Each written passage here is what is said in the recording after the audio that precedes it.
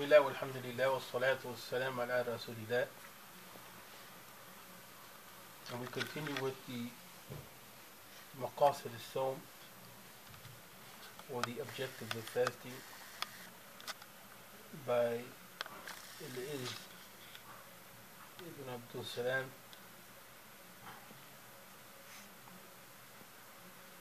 And we will review in brief what we covered last time, just for the sake of continuity.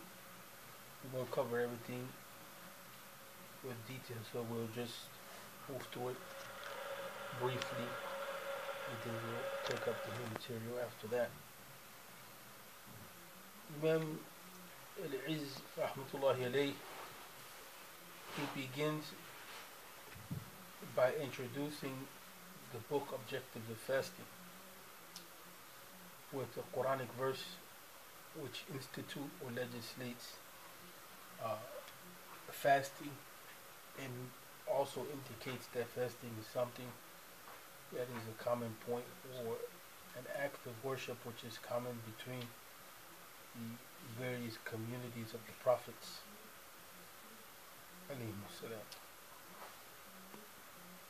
So the Quran is reminding us of that reality.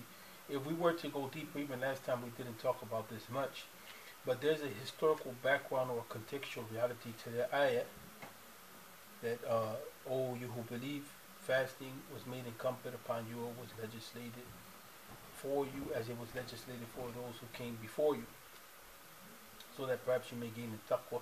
There's a history that comes to the fore in that regard. And part of that history is that the communities that came before the community of Islam were not able to maintain the basic practice. And so what you found is that they began to waver in their commitment, and in that wavering, changes started to take place in the way that the fasting was carried out. And so the legislation of the fasting, it was a process that came about gradually. Right? It came about gradually, and it was a process which considered the reality of the human being. But in today's time now, we find a lot of struggle with this reality, mostly because the entombment of the human being with the world of the spiritual or the unseen, which is a fundamental aspect of Iman, believing in the unseen. Iman bil-ghayb. Even the Quran is, in the initial address of the Quran after Al-Fatiha, Al-Baqarah, the Quran is bringing that point up about those who believe. One of the characteristics of them being yu'minuna bil-ghayb, that they believe in the unseen. So, we're dominated with the material reality. Even things like fasting have taken on a characteristic of what can it do for you materialistically. So people bring in data, regarding the health benefits of the fast, right? Or even, people will entertain the fast from the perspective of dieting. So it comes back again to, in a lot of ways, it comes back to affirming the ego. So something which is supposed to be an act of worship which tapers the hold of the ego over our hearts and over our very self, becomes something that affirms the ego. Right? So that's the first thing to think about, that the reality of fasting is tying ourselves into the unseen, rekindling our relationship with Allah Tabaraka wa Ta'ala, and approximating the angelic model. Because the human being is a composite. When we look at those thinkers in Islamic thought in the past, when they used to conceptualize what the human being is, they would consider the human being to be in between animals and angels. So fasting is to break from the animal nature and to approximate the angelic nature. And intellect is supposed to be that which commands. Intellect is more than just reason. But intellect also, there's an intelligence there that's spiritual, an understanding that's spiritual. When we talk about things like farasa, or the insight of the believer, it's an insight which comes from not only from understanding people in having insights uh, that deal with comprehending the reality of human behavior and life, but there's an insight that's provided to the human being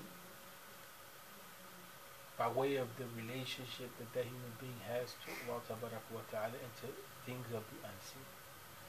Or else fasting just becomes, an exercise. Fasting is not just a physical exercise. Fasting is a preparation for the reality of the hereafter. That's why Ramadan, and this will come up, the Shaykh will bring it up through a hadith of the Prophet Muhammad sallallahu alaihi wasallam. Just to indicate to it in brief, Ramadan is a pathway to Jannah that we're seeking. Right? It's a command to be undertaken, is an act of worship. Along with all those realities, there's the discipline of the body. There's the breaking of desire, so to speak, in its two forms, in the form of hunger and in the form of sexual desiring or sexual energy or power. Those are two of the most powerful desires within the human being. Or we can even say instincts. And they pertain to the animal realm, but they have meaning beyond the animal. Because the act of procreation in Islam is something which is to build society, and is something that's good. It's not considered something that is evil or something that's wrong. But how it's employed or how it's utilized, how it's expressed, in other words, that's now where we begin to have a sense of value judgment. Eating, same thing. Eating in itself is something that's good. Eating is an act of ibadah just as well as sex is an act of ibadah. But when eating is taken out of control, it leads to ill health and gluttony, and it strengthens both the sexual desire and the appetite to eat, the appetite to sex, so to speak. Both lead to the human being losing control over self. And so what happens is that the shaitan has an entry point by way of our desires. And we talked a little bit about that last time. So that command then is there to, make us aware of that reality, that the nations that came before, they deviated from the reality of the fast. And there's a lot of history to that, but that's not our concern right now. Our concern is more to focus on the parameters of the fasting as far as self-development are concerned, in particular as far as cultivating our relationship with Allah Ta'ala. So the fasting then is a cause for forgiveness, right?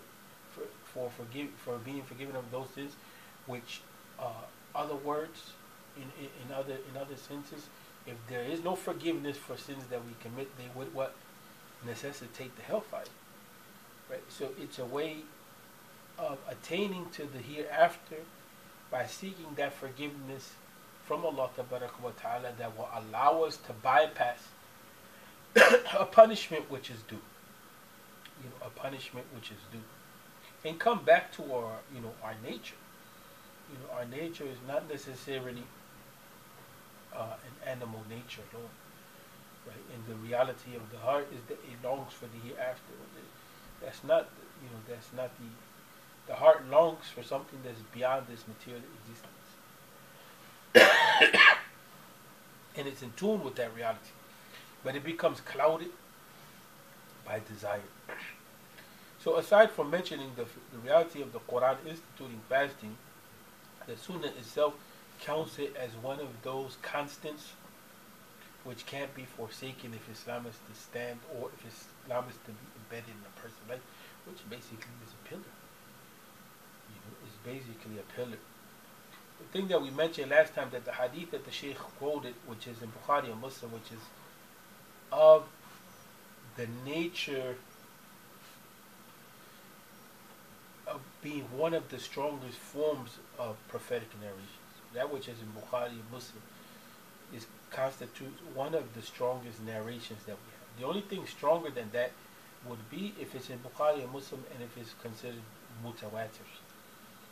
Mutawatir is a narration which is of the highest degree of authenticity, meaning that it's so overwhelmingly transmitted by a number of people that really can't be counted.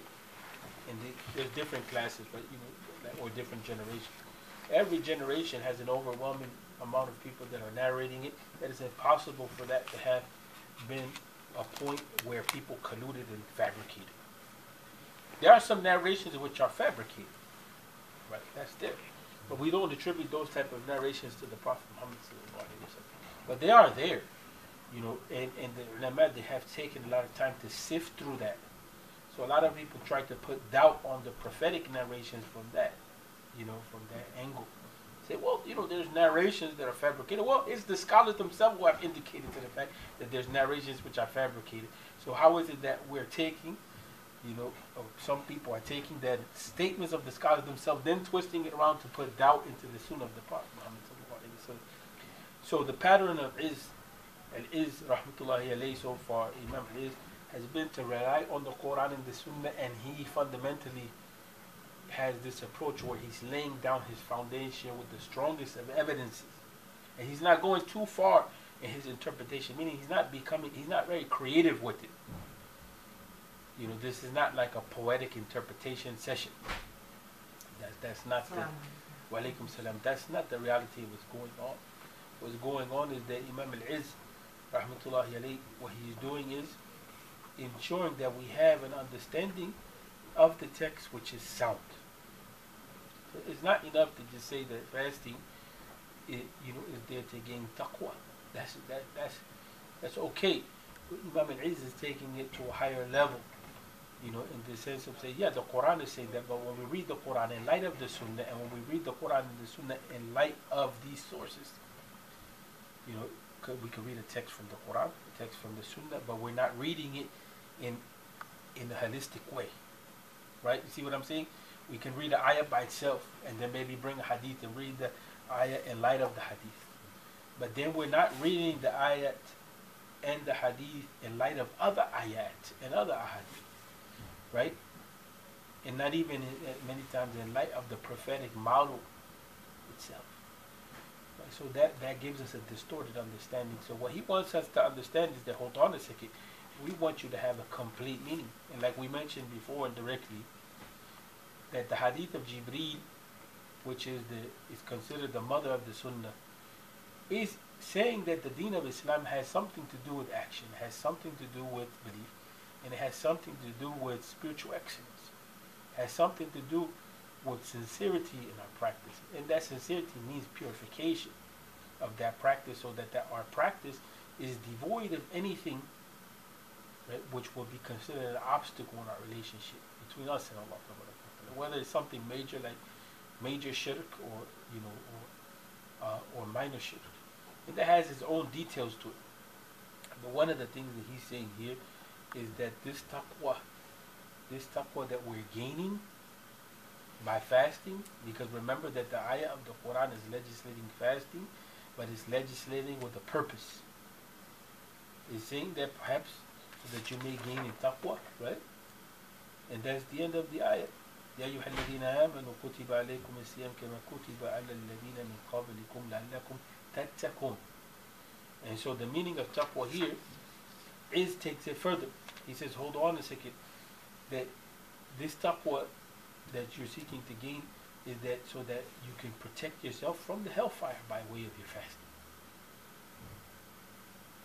And then the hadith which we'll read today, inshallah, we have to push forward, will make that more clear. Right, I'm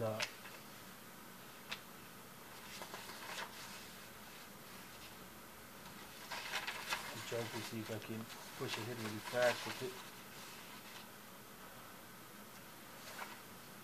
Here it goes.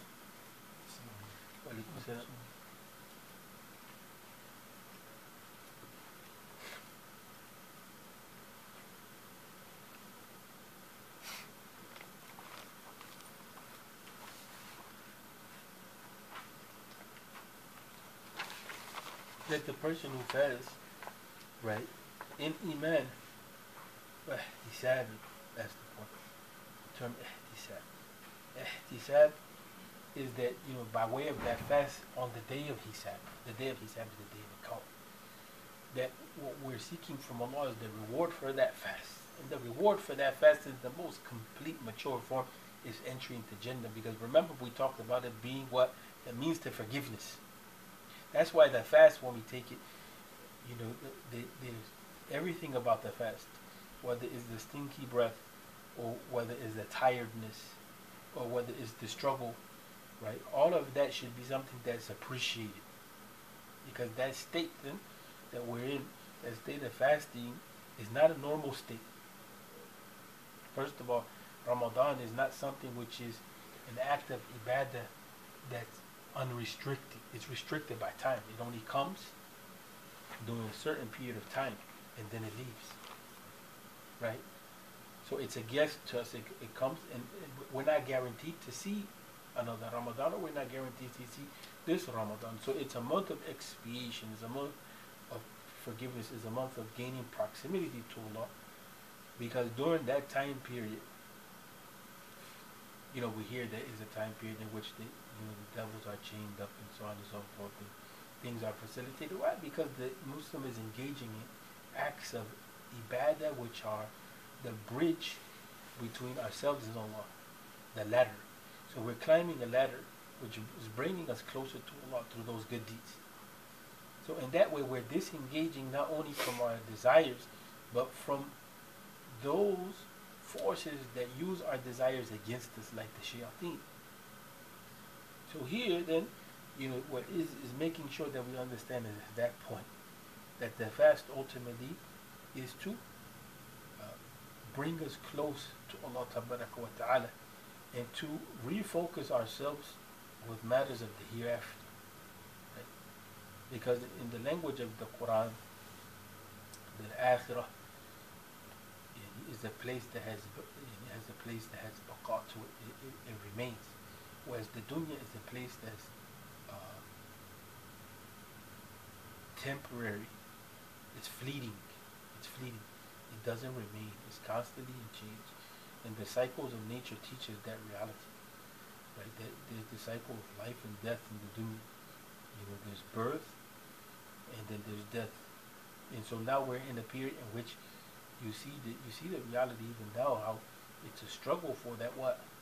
It's a struggle for that rebirth to take place. Because you see what's going on now. We have a point in time now where we're having snow in a period in which we shouldn't have snow. Right? And so that's the reality of life though. But ultimately the Quran points us to look at the forces of nature, right, which Allah created. Ultimately everything is in the hand of Allah Ta'ala. But there's signals of this reality of birth and death, and then birth again. Right?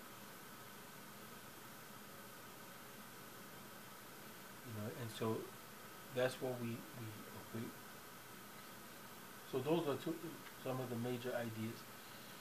And along with that is that the fasting is something which removes from us not only our mistakes, but weakens the desire.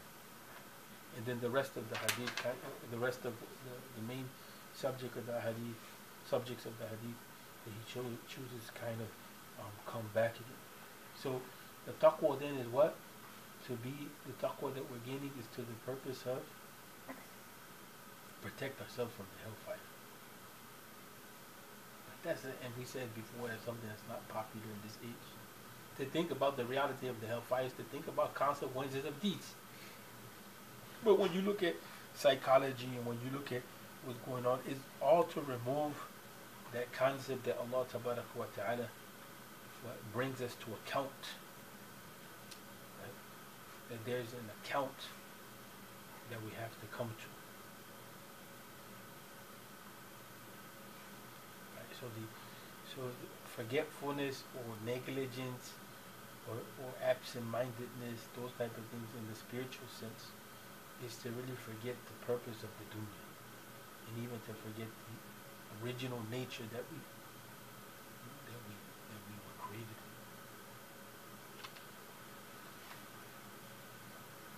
So today we continue with the theme of that the fast is that which expiates our mistakes. Mistakes being mean our sins. So the idea here is Ramadan in itself, and what's in between Ramadan, it's a period of expiation. Period of expiation. لذلك لقوله صلى الله عليه وسلم رمضان إلى رمضان مكفرات ما بينهن وإذا اجتنبت الكبائر. So there's the condition here. There is an expiation if we what? If we protected and safeguarded against major sins. Even the whole thing of gaining forgiveness to the fast, if there's no tawbah, tawbah is a requisite or prerequisite to gaining forgiveness for major sins. Major sins all require tawbah. Major sins require tawbah. That has its own conditions too.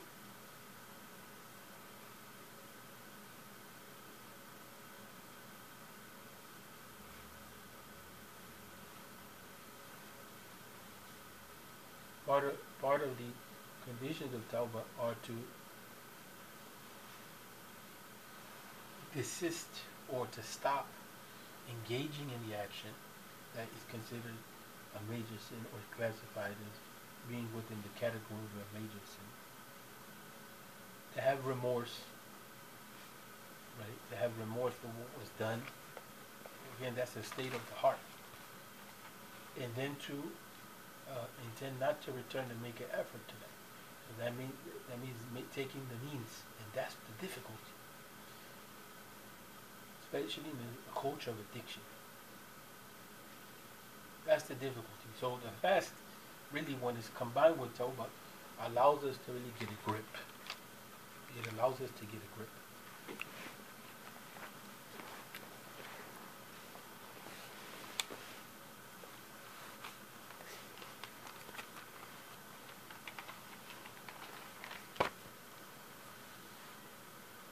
So the characteristic of Ramadan here is the characteristic of Ramadan being a means of expiation for our sins. So from Ramadan to Ramadan we have the opportunity to gain that forgiveness, right? But here, there's a condition. If we safeguard it from the major sins. So then that requires of us also to have an understanding and knowledge of the major sins. And that's where you begin to see a value, a distinction of values taking place. Right? Because we live in a time period where major sins are not considered sins. And minor sins are not considered sins. So, but the people in the past, even though for some people they say, well, you shouldn't put this on the people because it weighs too heavy on them. But no, we have to understand the model of those who really practice this. In the past, minor sins by the people of Ibadah or the people of worship were considered like major sins. Because it created a rift in their relationship with other people, and it created a rift in their relationship mostly with Allah. But today, right, we actually are in between sins. We live a lot of our life, in between sins, not safeguarding from sins. And the culture and the environment is like that. And it's not popular to see that, of course, but it's true. Here we're talking from a spiritual perspective. We're not talking about counseling or how you deal with the people or how you bring them into Islam or what's good manners in dealing with people in general. Or how do you deal with society? No, here we're talking about spiritual development. So spiritual development demands that we identify those things which are obstacles to our growth. And major obstacles to our growth are major sins. And minor sins with frequency have the effect of major sins.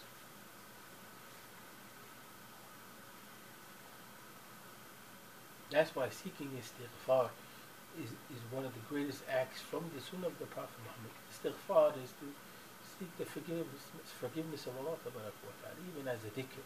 Astaghfirullah, astaghfirullah, astaghfirullah. Right? To have that in mind. And tawbah ultimately is a bigger form of seeking forgiveness from Allah. Right? It's not just a dhikr, but and tawbah doesn't just pertain to major sins.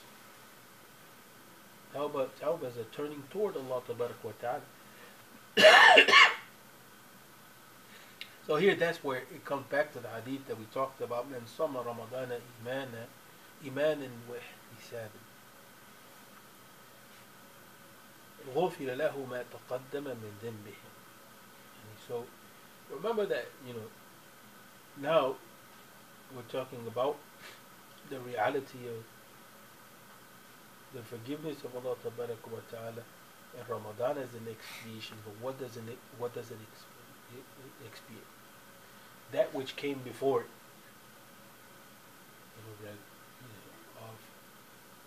In terms of sins. So then here the Shaykh he goes into details. Says when we say believing in the fast of Ramadan, we're believing in his obligation. And when we are waiting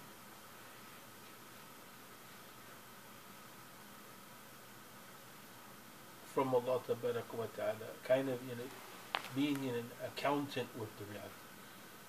We're accounting what we're doing. What we're bringing to account is not only the action, but what we're actually hoping to bank on, so to speak, is that we're rewarded by Allah. So there's a sense of hope there.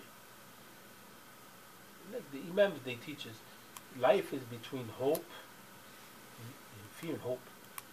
Right? Fear and hope. So then it's not just reward. He says, وَحِسَابٍ لِأَجْلِهِ أَنْتَ رَبِّهِ. And the term that he uses is Rabbi. He didn't say Allah. So there's some meaning that Imam al-Izz rahmatullahi alayhi is bringing to the table. That Allah Ta'ala is guiding us, right, in teaching us the means by which we gain forgiveness, but at the same time the term Rabb gives us the meaning that Allah is also taking care of us. Right? And that's something that, in the world, when people feel lonely, sin a lot. Sin, there's a dimension to sin when it comes into play. Sometimes we sin because we're trying to return to our original nature, which sometimes is connectedness with people. Don't think about people that go out and drink. For us as Muslims, the drinking thing is not correct, but think about why some people do that. Some people do that to connect with other people, the social drinkers. Then think about why other people do that. They do it out of depression, or out of not being able to cope with the struggles that they're in. Right? And as a community, we're supposed to be there to facilitate and bring ease to other people, especially when those things are, especially to Muslims, when those things are missing. So the term Rabb then is teaching us that Allah Ta'ala has our back, so to speak. Allah Ta'ala is not leaving us, right? Allah Ta'ala is not leaving us suda, or in sense of empty meaninglessness. In this age, the philosophy is that this age, the manifestation of kufr is that life has no meaning. Life has no meaning. And that's why people retreat into acts which are very self-destructive. Even people that can be religious, because there's no understanding the reality of the meaning of life, right? Of what it really means. So that's where Imam al-Izz wants us to get an understanding of the purpose of life, an understanding of ourselves. This is self-knowledge, right? This is a knowledge in which we can contend with ourselves. This is a knowledge in which, when we're in in the situation where we're unseen by others, how can we carry ourselves in a way which protects our dignity as human beings and safeguards the reality of our trust, the trust between ourselves and Allah Ta'ala. That's something very important. Is also being comfortable with ourselves. How many people are not comfortable with themselves? They have anxiety even just being with themselves, and these things have become a toxin to us. Technology, has become a toxin to us because it mediates the reality of life for us now. And there are studies that are done that show that exorbitant indulgence in social media, mostly that's what we're using a lot of our phones for. Those type of things like that lead to heavy levels of anxiety.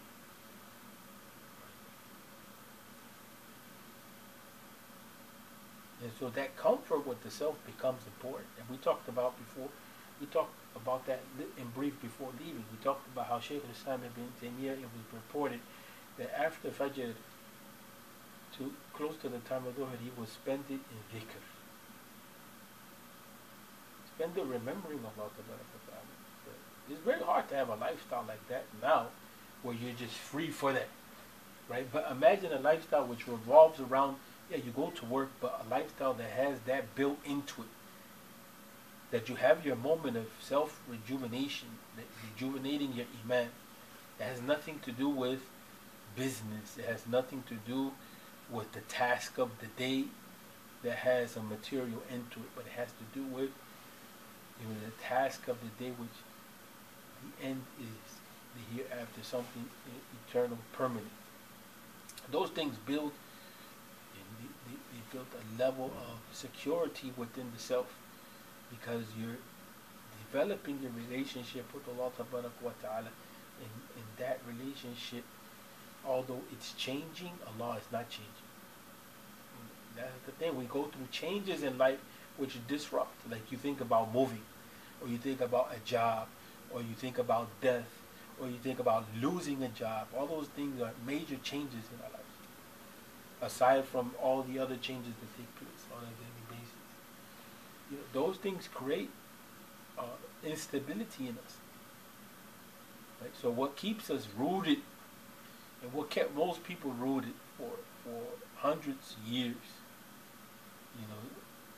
is this reality of having that relationship with the divine, with Allah Ta'ala. So again, the issue of being comfortable with ourselves. So that's maybe some of the meanings that we can get from the term Rabb, is regaining that sense of security in the world which is insecure, in the world which is unstable, or in a world in which even families have become disrupted and people can't depend on each other. Right? So it's not going to come immediate. It's not going to come immediate. Just like really taking the reality of Salah it's not immediate. This is not something that is a generated experience which is immediate. Right? One of the things that needs to be understood is that in the contemporary age, some people like to say modern age or whatever, science in its progressed form gave the human being control over nature, but the human being lost control over self. Right? And so now what happens is that we want everything immediate.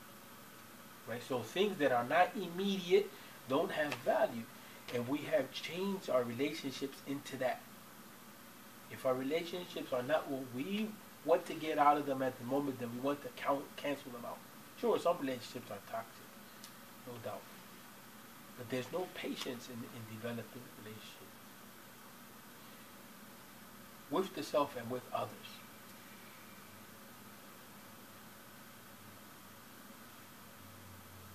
But just think about the fitna of teenagehood with pimples. How that's understood in our society. It's not understood necessarily as a stage that's passing. It's a dramatic, radical crisis for teens. It's a big crisis for them. But they're not taught, oh, this is a stage and a phase. So think about what happens with themselves, how they're working through that. They have difficulty. So that's the same thing with a lot of stages in life. We don't have the tools and the means to really work through them properly, and a lot of that comes because we have a spiritual deficit.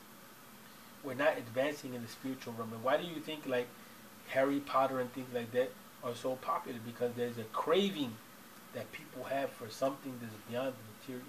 It gives a sense of meaning, right? But if you look at the reality of most popular culture, it doesn't have substance to it. And so we have to look at the stages of our lives, what we go through, our interactions with people, the way that nature changes. All of these things around us, when we become sensitive to those things and we read them in light of the Quran, right, then we come back to this meaning of Rabb. That life is purposeful, and these things are purposeful.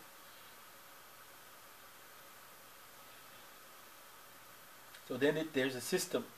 So Iman then was resultant of Iman is either reward or punishment.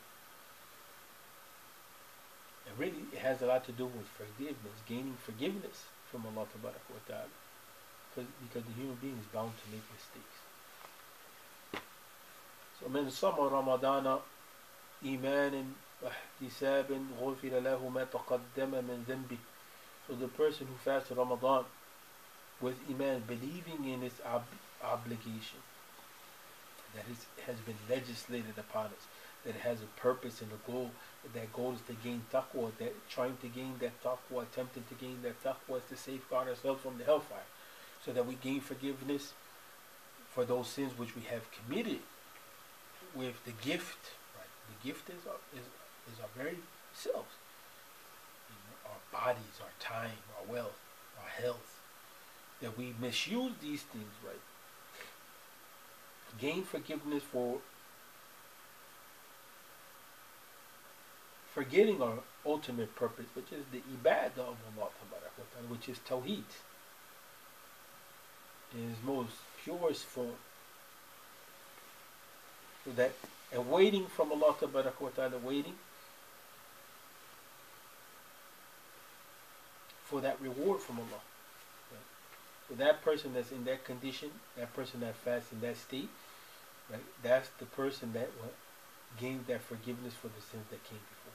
And we said excluded from that is the major sins, in the sense that there has to be tawbah. There has to be tawbah for that. So then one of the characteristics of the fasting is not only that it's a means of expiation, but it also means to what? To taper the desire, to weaken the desire. Because the desire is a tool that shaitan uses to what? To overcome the human being. To overcome the human being. So then he said, فَإِنَّ الْجُوعَ وَالثَّمَّ, and the hunger and thirst, these two things, they weaken the desire. But he doesn't just mention any desire. He says shahwat al-ma'asi, sinful desire. Right? And in addition with that, there's a sound narration in which the Prophet Muhammad sallallahu alaihi wasallam said, "Ya ma'ashir al-shabab, man istata'a minkum al-ba' falyatazawwaj." The Prophet Muhammad is talking to the youth, those of you who have the ability to marry.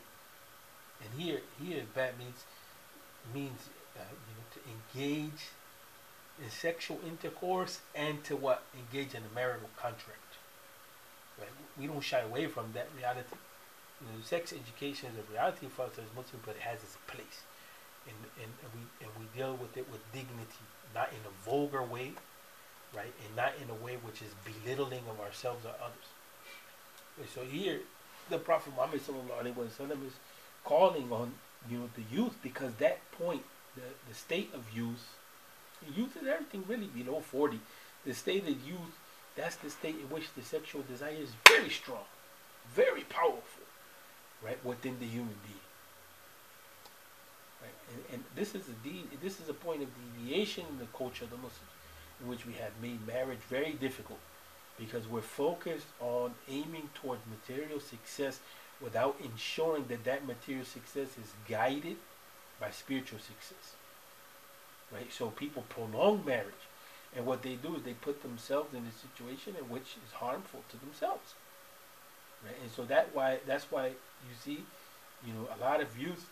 I shouldn't say a lot of youth because I don't want to be negative, but you have some youth that they fall into major problems, if not major sins, particularly sexual issues. And today it's very important to have a grasp of sexuality because there's so much controversy regarding what sexuality is and how it's expressed and so on and so forth. Right? That has a lot to do. That has a lot of impact with the way we relate to each other. Right? It has a lot of impact with the way we relate to each other because one of the ways that we express our relating to other human beings is through the sexual act. It's through the sexual act. It's a form of connecting with others. So here the Prophet Muhammad ﷺ is telling us if we have that ability, the ability to engage in sexual activity and the ability to marry, then we should marry. Why? فإنه أغض للبصر.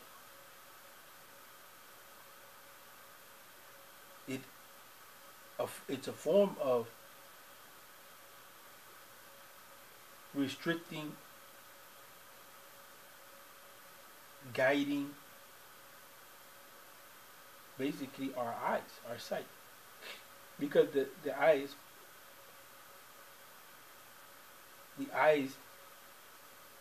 serve as a stimulus for desire. Right? We're a very visual culture. The eyes serve as a stimulus for desire. It's so powerful that when you see things, even if those things are not real, if it's a video scenario of a theme, you can be traumatized. Depending, if the theme is something that's traumatizing, even though it may not be real, you didn't experience it yourself, you can be traumatized just by seeing. Right? You vicariously experience certain realities. So here, fasting gives us that way of mastery. And it puts a stop toward allowing us to consider and reflect. Right? So it makes that what the power of sight, as far as the instinctual side, is this clear or no? This is not clear. Right? It puts a hold on it. It puts a pause on it. So it gives you the ability for a second to think, and you need that second in order to what? We need that second in order to break from impulse, because that's where the free will, in a lot of ways, is at.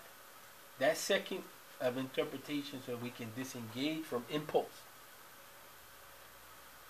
وَأَحْسَنُ لِلْفَرْجِ. That fasting serves not only as a means to safeguard and to control and to master our sight, but it's a fortress for the sexual organs. Right? That's a fundamental part of who we are, even though some people say no, but it is. As human beings, it is. So it's a fortress in which we find protection. وَمَنْ لَمْ يَسْتَطِعْ فَعَلَيْهِ بِالصَّوْمِ. So the person that can't get married, because that's the preferred situation or scenario for us as Muslims.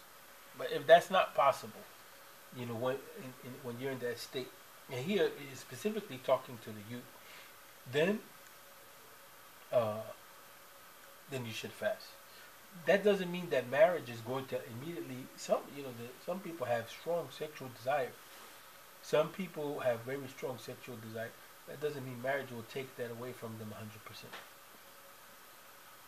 Right? But it's a beginning point to chastity. It's a beginning point to a life of serenity, not one in which we feel disoriented. Right?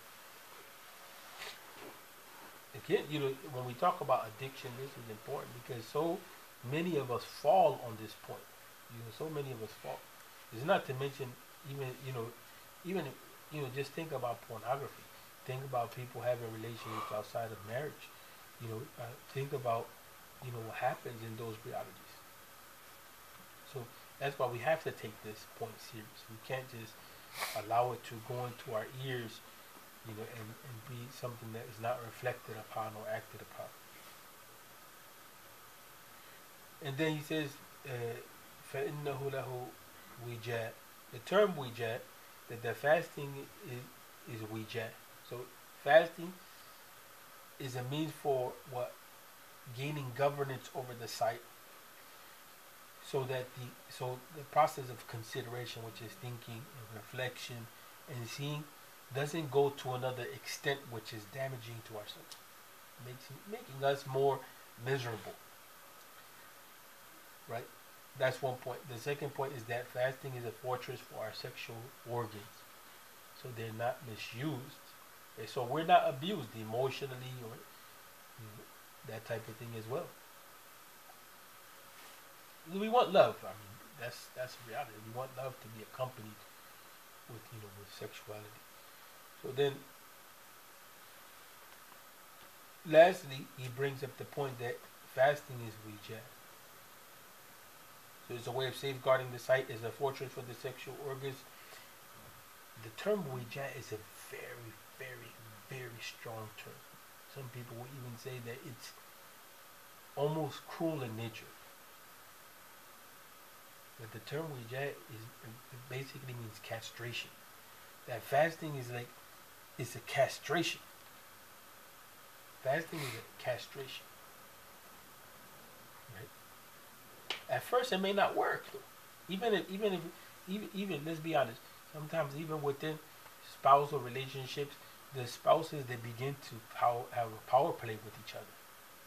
One of the things that happens sometimes within the spousal relationship is that people begin to deny each other sexual intimacy.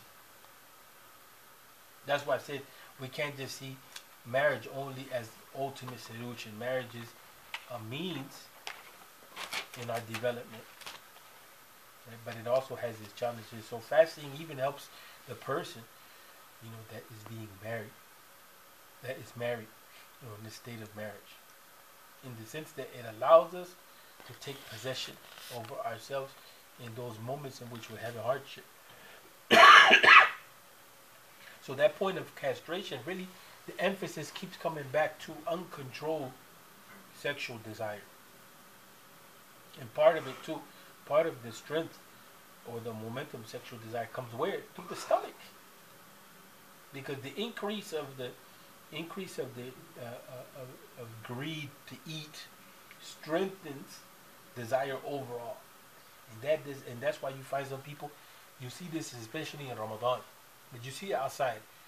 When it comes time to break the fast, the way that some people act, we have an inability to control ourselves. It comes like even people begin to fight over the food. Even some people aside from medical conditions and all that, but you find that with some people, even outside of Ramadan, that when it comes to food, they will fight when they're hungry.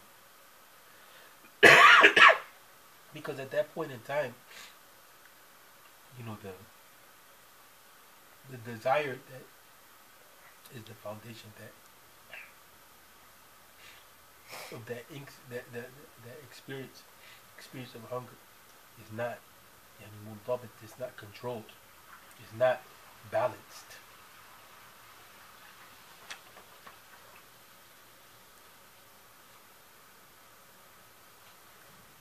So Ramadan is a time period also in which we begin to give sadaqah or takfiru sadaqat, put it in the plural.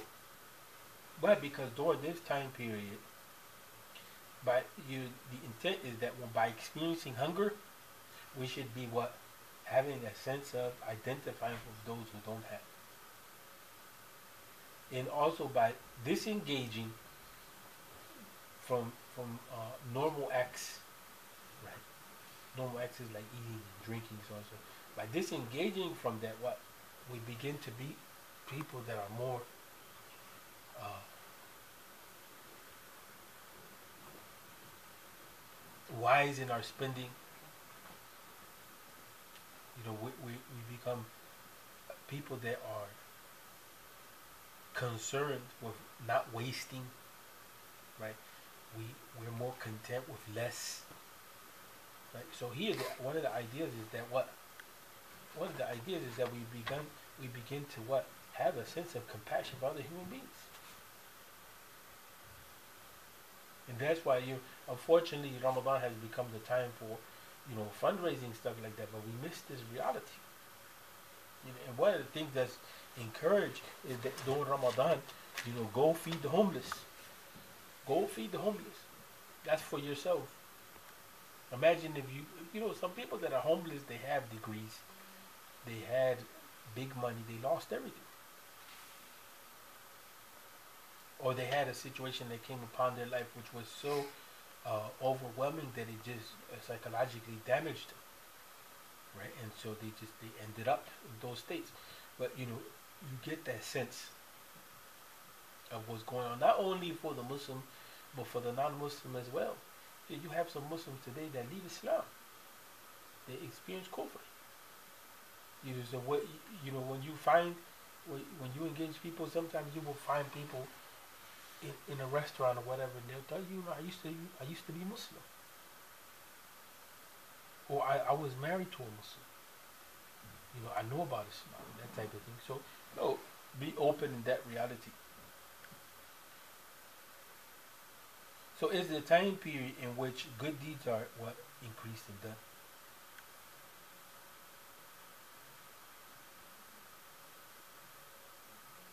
Why? Because we should be what should be cultivated in us is a sense of fear to some extent.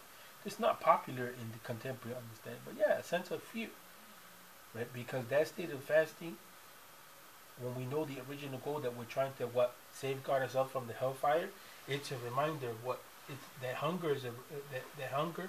We're remembering the hunger of the people of the hellfire and the thirst of the people of the hellfire. That the state of hellfire is a place in which there's no quenching. Jannah is not like that. The reality of Jannah is satisfaction, right? Without guilt. But the reality of the hellfire is not like that. Reality of the hellfire is deficiency and pain resulting from that deficiency. So here, the fasting is the opportunity for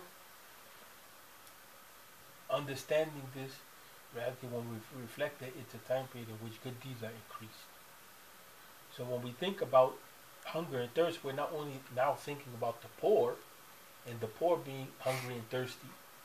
We're not only talking about self-development, we're also talking about also contemplating that state.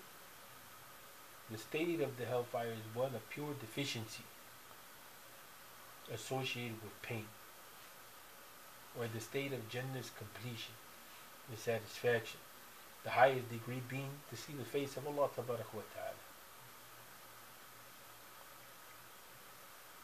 Which in the dunya we're deprived of all of that. In the dunya there's a veil between us and Allah. We come to know Allah Tabarak wa Ta'ala through His names and attributes. Right? By the word of Allah Tabarak wa Ta'ala, by the creation. Fasting also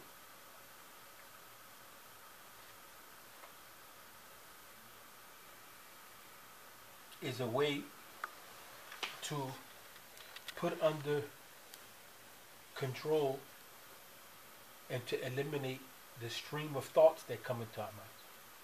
Right? This is something very important to pay attention to, the whispering, the chatter that goes on in the brain, the chatter that's going on in the mind and in the heart, and where that leads us to. Because sometimes that chatter can go on and on and on and on, and that chatter sometimes can be the intention that you're following. It becomes part of your intention, and that intention manifests itself into an action. Then you find yourself in a situation that you don't even know how you got there. Right? And that's what you find in some people. You see them automatically flip. They go from, it's like a switch comes on, right? That inner chatter, that fasting allows us to be in tune with that in a way in which there's command from our part. Yeah, so in this sense, I'm emphasizing power coming from fasting. The issue of power. And it's important because the thinking here, the khawatir here that he's mentioning are that stream of thoughts that's coming in that have to do with sin and going against the deen. And especially in this age, doubt. People having doubt in the reality of Islam. The Iman is about security. Iman is about being secure and safe because there's that certainty in the reality of Allah. Right? But doubt is not that. Some people say, well, doubt is not the enemy of faith. That's a Christian understanding. No, doubt is something you can't build on doubt. But people think that doubt is critical thinking. You know, they have that. No, there's a scientific mode of doubt, a systematic philosophical mode of doubt, and then there's a form of doubt which is completely destructive.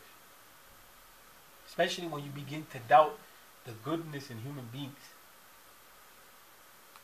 But you're certain that everybody's out to get you. That's a state of psychosis. Right? When you begin to doubt in the ability for you to overcome your situation. Right?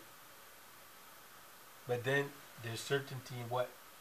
That you're going to be in a state of downfall. Right? But then there's no certainty in the positive. There's no certainty in the hope side. There's no certainty that Allah is Rabb, that Allah is the one that guides us through the situation. There's no certainty that there's good, that can come out of the situation. Those are the things in fasting that allows us to correct our thinking, especially that form of thinking which leads us directly to sin, or it leads us to go against the basic concepts in Islam which safeguard us. Right? Like despair is not from the reality or the characteristics of Iman, but it's something that is dominant in the culture. That's why there's so much suicide. Right? That's why there's so much suicide, and that's something that even is plaguing us. That's why you find also, the amount of mental health issues that come about. A lot of these things, not all of them, but a lot of them come from spiritual deficits. Some things are, biological illnesses and so on and so forth. But a lot of it comes from not having that understanding and relationship with the self that's considered to be healthy.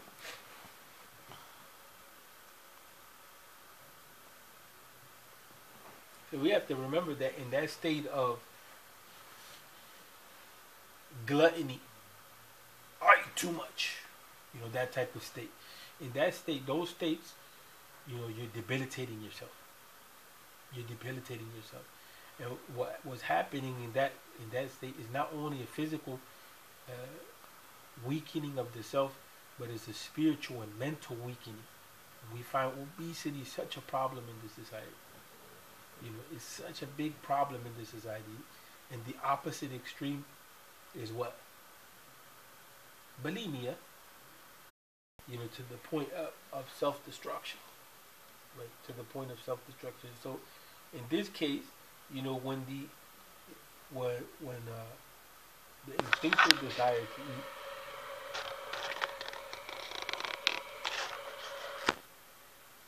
eat is satisfied without restriction, what happens is that the self begins to gain a tendency into which we project ourselves into sin. طمحت إلى المعاصي لأن النفس إذا شبعت طمحت إلى المعاصي. And even here, it's a weird term that he uses. The shawwafat is like almost like adorning. Right? The shawwafat إلى المخالفات, that we begin to adorn ourselves. We're going against Allah Tabarak wa Ta'ala. So it becomes a gradual situation, right? All coming from what? All coming from the desire of eating. And along with that is sexual desire. But first, really, one of the core desires is the desire of eating, the stomach, the gut, so to speak. So when that's satisfied without restriction, what begins to happen is that we begin to put ourselves in a situation where we're on a trajectory towards sinning, because there's no control there. There's no control there. And we begin to adorn ourselves more and more with deeds which go against the reality of the deen and our own dignity. And our own dignity. So here he says, وَإِذَا جَاءَتْ وَذَمِّيَتْ تَشَوَّفَتْ إِلَى الْمَوْطُمَاتِ والمشروبات وطموح النفس إلى المناجاة واشتغالها بها خير من تشوفها إلى المعاصي والزلات. So here he's talking about the virtue of hunger and thirst, right? The virtue of hunger and thirst.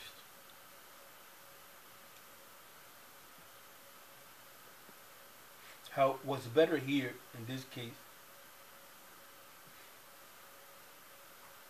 is to experience that hunger and thirst, so that we don't become preoccupied,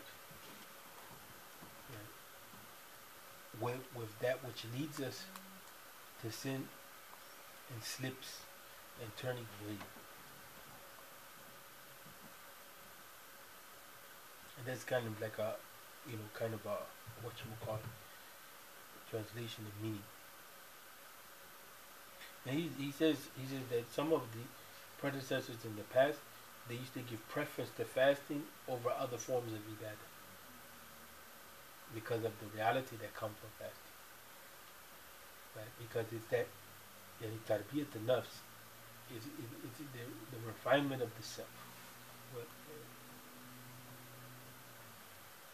Siyasat al-nafs.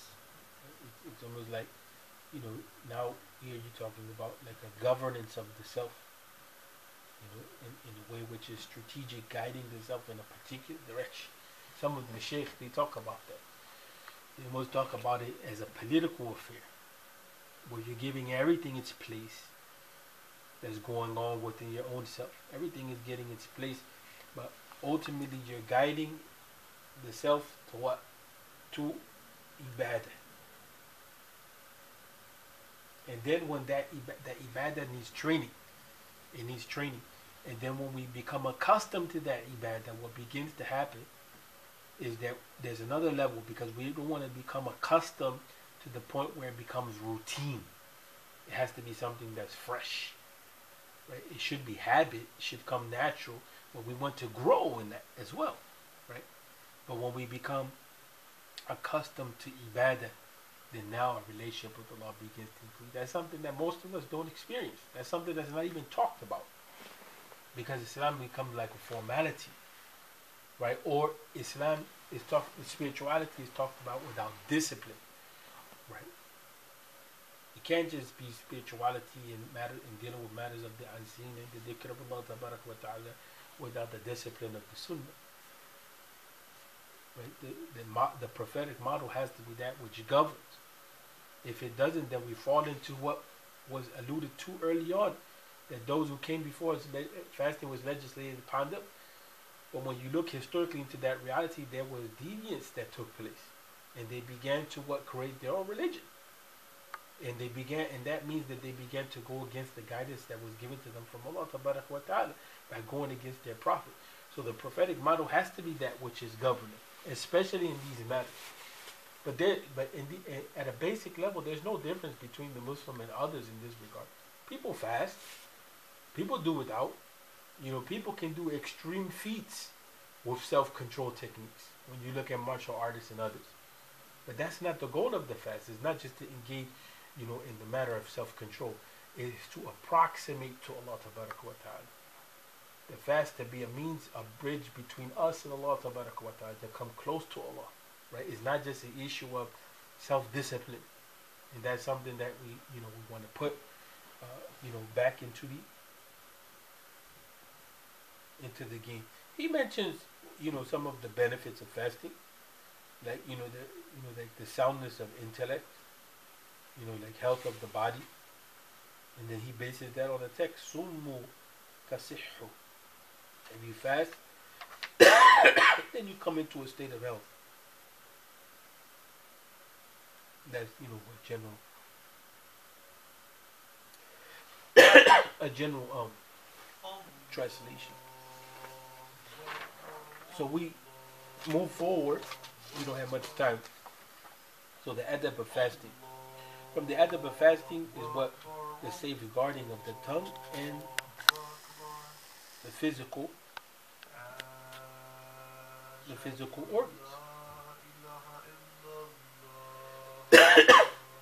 From going against what the deen legislated. And that's based on the narration in which the Prophet Muhammad ﷺ is narrating that the person that doesn't disengage from speech which is supportive of lies, right, and not supportive of truth, whether it be a false testimony or whether it be straight out lying, right, whether even it be fooling oneself with one's tongue, painting a reality of oneself that's not real for others. So that person that is not, it uses the tongue to engage in falsehood and then acts according to that falsehood. Right? So then Allah Ta'ala, there's no need of Allah here for that fast. Not that Allah needs anything, but the language of the Sharia is that, in this case, that here is saying, فَلَيْسَ لِلَّهِ حَاجَةٌ فِي أَنْ يَدْعَ طَعَامَهُ وَشَرَابَهُ. So here there's no necessity then on the spiritual level of a person leaving their food and drink. That doesn't mean that they can disengage from the fast, no. But the higher meaning is there that the reality of the fast is not realized. Right? Because the reality of the fast here, part of it is to be on the side of truth. To come to the point where we're not following desire, where desire is not made into a God in worship. And so that the truth and the reality of Islam is something that's manifest within ourselves. And then, moving forward, if a person is invited to eat and he's fasting, you say to the person that he's fasting. Based on the hadith, إِذَا دُعِيَ أَحَدُكُمْ إِلَى طَعَامٍ وَهُوَ صَائِمٌ فَلْيَقُولْ إِنِّي صَائِمٌ. That's it.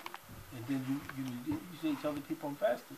You mention that excuse to the person who invited you. And so maybe his heart will be softened and be kind towards you in that regard. If a person fears that pride and arrogance come in, so then that you can come with another excuse.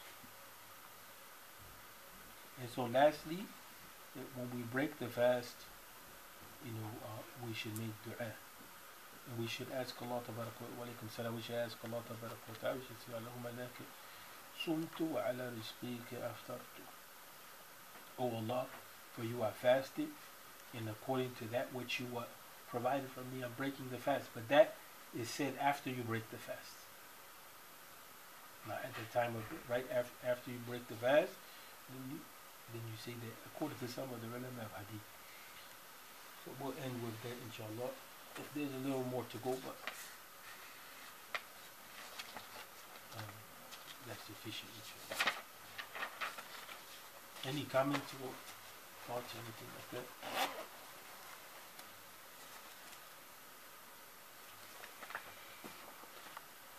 Observations?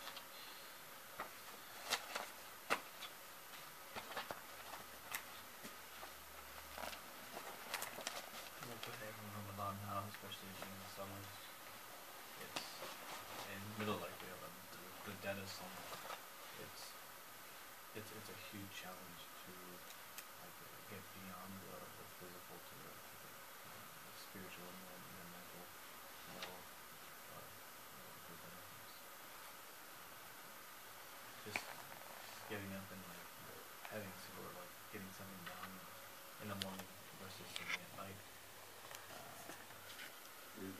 and then obviously maintaining through the day, so energy is That's why everything has to be, you know, kind of calculated.